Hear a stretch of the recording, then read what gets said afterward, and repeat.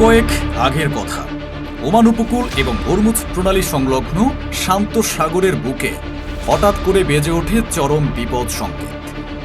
আন্তর্জাতিক জলসীমায় রুটিন চলাচল করার সময় জিএফএস গ্যালাক্সি নামক একটি বিশাল ভারতীয় বাণিজ্যিক জাহাজে প্রচণ্ড বিস্ফোরণ ঘটে এবং মুহূর্তের মধ্যে তাতে ভয়াবহ আগুন ধরে যায়।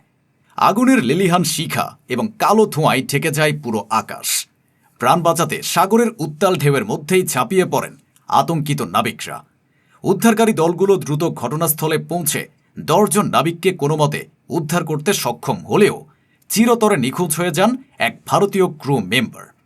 কিন্তু পেন্টাগন থেকে শুরু করে নয়াদিল্লি কেউ তখনও বুঝতে পারেনি যে এই ভয়াবহ ঘটনাটি নিছক কোনো বিচ্ছিন্ন হামলা নয়, এটি একটি আসন্ন মহাবিপর্যয়ের প্রথম সাইরেন মাত্র। এই ঘটনার রেশ কাটতে না কাটতেই আসে আরও বড় এবং ভয়ঙ্কর এক দুঃস্বপ্ন।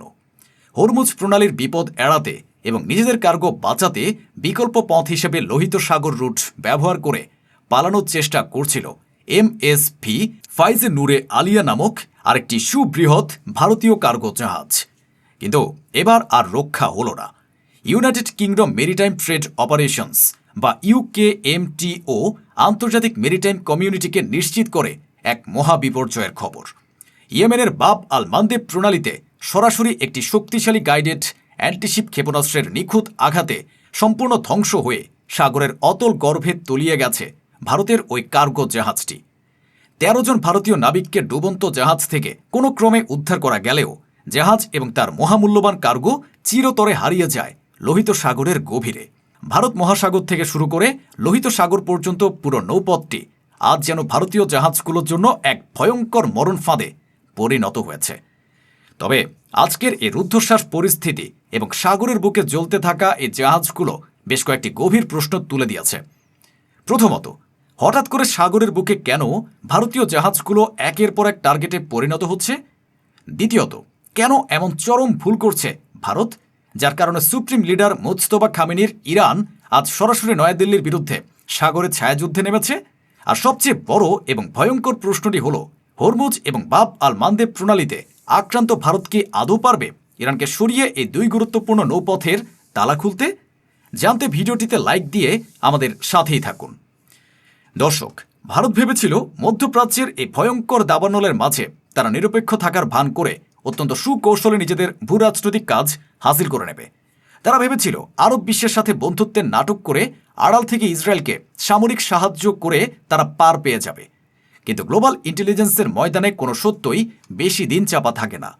পুরো বিশ্ব যখন ভাবছিল যে গাজা যুদ্ধে ভারতের কোনো সরাসরি সামরিক সংশ্লিষ্টতা নেই, ঠিক তখনই 2026 সালের আগস্ট মাসে আন্তর্জাতিক মানবাধিকার সংস্থা অ্যামনিস্টি ইন্টারন্যাশনাল এমন এক বিস্ফোরক রিপোর্ট প্রকাশ করে যা পুরো বিশ্ব রাজনীতিতে রীতিমতো ভূমিকম্প তৈরি করে। সে গোপন নথিতে ফাঁস হয়ে যায় ভারতের ভয়ঙ্কর এক ডাবল গেম। রিপোর্টে প্রমাণসহ দেখানো হয় যে 2023 সালের অক্টোবর থেকে 2025 সালের নভেম্বর পর্যন্ত ভারত অত্যন্ত গোপনে এবং আন্তর্জাতিক নজরদারি এড়িয়ে অন্তত 2596টি অস্ত্রের চালান পাঠিয়েছে ইসরায়েলে। হ্যাঁ দর্শক, ঠিকই শুনেছেন, 2500রও বেশি সামরিক চালান। এই চালানগুলোর মধ্যে কেবল সাধারণ কোনো রসদ ছিল না, এর মধ্যে ছিল ছোট অস্ত্রের যন্ত্রাংশ, স্নাইপার রাইফেলের পার্টস, বিধ্বংসী এক্সপ্লোসিভ বা বিস্ফোরক অর্ডিন্যান্সের মূল উপাদান এবং অত্যাধুনিক সামরিক যানের পার্টস। এই অস্ত্রগুলোর গন্তব্য ছিল ইসরায়েলের সবচেয়ে বড় বড় ডিফেন্স কন্ট্রাক্টরদের ফ্যাক্টরি। গাজার বুকে যখন অবর্ণনীয় ধ্বংসযজ্ঞ চলছিল, যখন পুরো বিশ্ব ইসরায়েলের উপর অস্ত্র নিষেধাজ্ঞা দেওয়ার দাবি তুলছিল, ঠিক তখন ভারত হয়ে উঠেছিল ইসরায়েলি যুদ্ধযন্ত্রের অন্যতম প্রধান নীরব সাপ্লায়ার। মোদী সরকার ভেবেছিল কার্গো ম্যানিফেস্ট লুকিয়ে এবং ভুয়া গন্তব্যের নাম দিয়ে তারা মোসাদের গুড বুকে থাকবে এবং কেউ ঘুণাক্ষরেও টের পাবে না। কিন্তু তারা ভুলে গিয়েছিল যে মধ্যপ্রাচ্যের ইন্টেলিজেন্স গেমে ইরানের আইআরজিসি এর নেটওয়ার্ক কতটা শক্তিশালী হতে পারে। এর আগে বেশ কয়েকবার ভারতের এই দ্বিমুখী নীতির জন্য তাদের কড়া ভাষায় সতর্ক করেছিল ইরান, কিন্তু ভারত সেই সতর্কবার্তাকে পাত্তা দেয়নি। তবে এবার ইসরায়েলকে সরাসরি অস্ত্র দেওয়ার অকাট্য প্রমাণ হাতে পাওয়ার পর চরম ক্ষোভে ফুঁসে উঠেছে তেহরান। বিশেষ করে ইরানের নতুন সুপ্রিম লিডার মুজতবা খামেনির নেতৃত্বাধীন প্রশাসন এখন আগের চেয়ে অনেক বেশি আগ্রাসী এবং আপোষহীন। সুপ্রিম লিডার মুজতবা খামেনির সরাসরি নির্দেশে ইরানের দুর্ধর্ষ ইসলামিক রেভলিউশনারি গার্ড কর্পস বা আইআরজিসি তাদের এক নতুন এবং ভয়ঙ্কর মিলিটারি ডক্ট্রিন বা নীতি চালু করেছে। শত্রুদের সাহায্যকারীও আমাদের শত্রু হিসেবেই গণ্য হবে। আইআরজিসি আজ যেন আবারও তাদের সেই ভয়ঙ্কর রূপে জেগে উঠেছে। আর এবার তাদের প্রাইম টার্গেটের খাতায় লাল কালিতে নাম উঠেছে খোদ ভারতের। ভারতকে শিক্ষা দিতে ইরান এবার আর দূর থেকে কোনো প্রক্সি খেলছে না।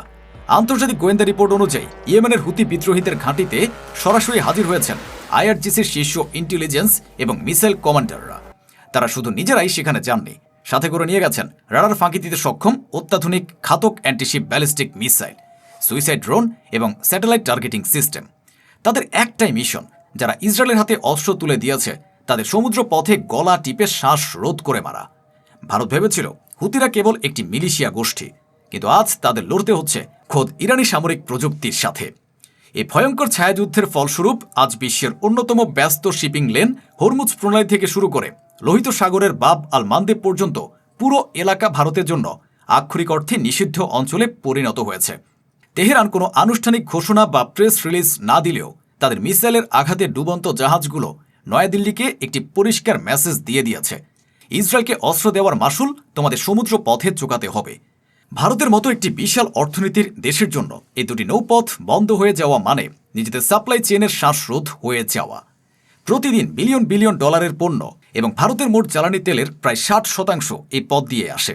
শুধু তাই নয়, ইউরোপে ভারতের রপ্তানি বাণিজ্যের মূল রুটও এই লোহিত সাগর। এখন বাব আল মান্দেব বন্ধ হয়ে যাওয়ায় ভারতীয় জাহাজগুলোকে আফ্রিকা মহাদেশের কেপ অফ গুড হোপ ঘুরে যেতে হচ্ছে, যা তাদের যাত্রা কয়েক হাজার কিলোমিটার এবং লজিস্টিক খরচ কয়েক গুণ বাড়িয়ে দিয়েছে। লোহিত সাগরে জাহাজ ডুবি এবং হরমুজ প্রণালীতে আক্রমণের পর ভারতের শিপিং কোম্পানিগুলোর ইন্স্যুরেন্স প্রিমিয়াম জ্যামিতিক হারে বেড়ে গেছে। মোদী সরকার ইসরায়েলকে বাঁচাতে গিয়ে আজ নিজেদের অর্থনীতির লাইফলাইন এবং গ্লোবাল ট্রেড করিডোরকে চরম খাদের কিনারায় ঠেলে দিয়েছে। দর্শক, ভারত আজ এমন এক জিওপলিটিক্যাল ফাঁদে আটকা পড়েছে যা থেকে বের হওয়ার কোনো সহজ উপায় তাদের হাতে নেই।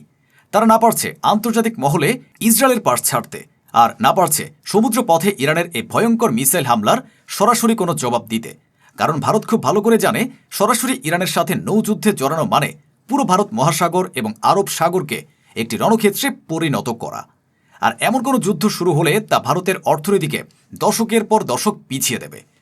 আজকের এই রুদ্ধশ্বাস বিশ্লেষণ শেষে আপনাদের কাছে আমার একটি প্রশ্ন: ভারত কি ইসরায়েলকে গোপনে অস্ত্র দিয়ে ইতিহাসের অন্যতম বড় ভূরাজনৈতিক ভুলটি করে ফেলল? সুপ্রিম লিডার মোজতবা খামেনির এই ভয়ঙ্কর অ্যান্টিশিপ ডকট্রিন এবং ডুবন্ত জাহাজগুলোর পর ভারত কি আদৌ পারবে ইরানকে সামরিক শক্তিতে সরিয়ে হরমুজ এবং বাব আল মান্দেব প্রণালীর তালা খুলতে? নাকি মধ্যপ্রাচ্যের এ চোরাবালিতে মোদী সরকারের কূটনৈতিক দম্ভ চিরতরে তলিয়ে যাবে? আপনার অত্যন্ত মূল্যবান এবং তীক্ষ্ণ মতামতটি অবশ্যই কমেন্ট বক্সে আমাদের জানাবেন।